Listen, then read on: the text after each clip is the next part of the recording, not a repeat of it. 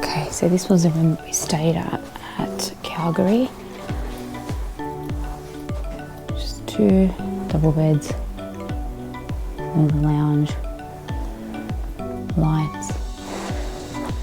There was heating, little mirror, there was a little table, which was good, TV, with another little drawer thing, another mirror, tea and coffee facilities, and hooks for jackets, and a bathroom. Just quite spacious.